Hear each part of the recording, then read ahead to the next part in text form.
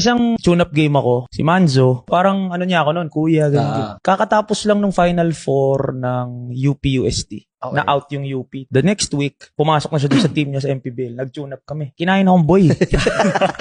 Yun yung kondisyon na kondisyon siya. Galing siyang...